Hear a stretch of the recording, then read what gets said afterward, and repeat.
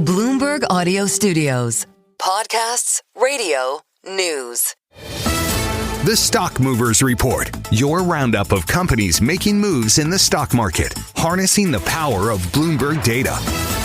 I'm Tim Stenevec, along with Emily Griffeo. Let's take a look at some stocks on the move today. We're joined by Bloomberg News equities reporter Bailey Lipschultz. Bailey, Palo Alto Networks.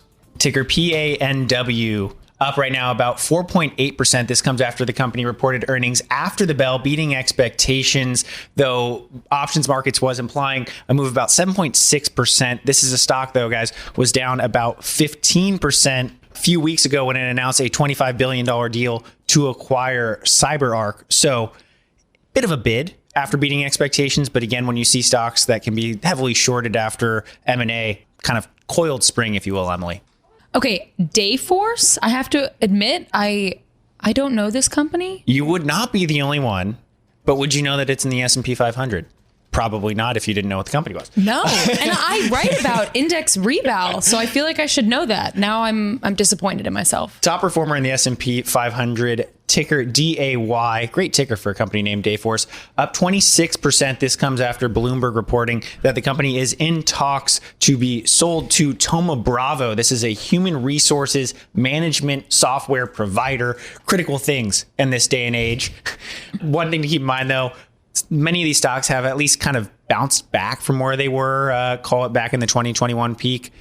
Prior to the news, down almost 60% from a record close back in November 2021. So analysts kind of calling out that maybe management would consider throwing in the towel.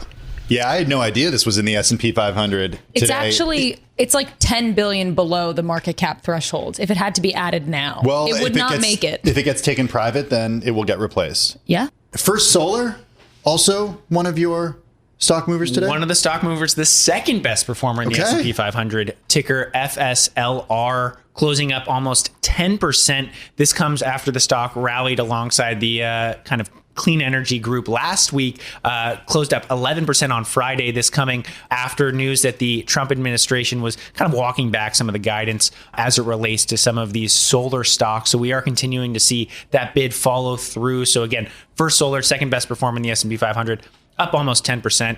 Are you a fan of home? The sun? Roof? I like the sun. I like the sun.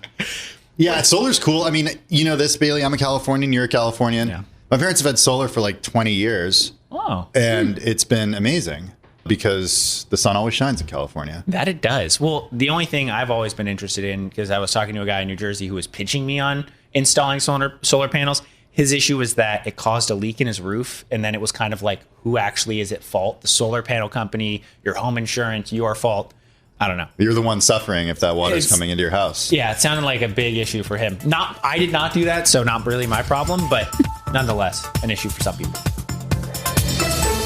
The Stock Movers Report from Bloomberg Radio. Check back with us throughout the day for the latest roundup of companies making news on Wall Street. And for the latest market-moving headlines, listen to Bloomberg Radio live. Catch us on YouTube, Bloomberg.com, and on Apple CarPlay and Android Auto with the Bloomberg Business app.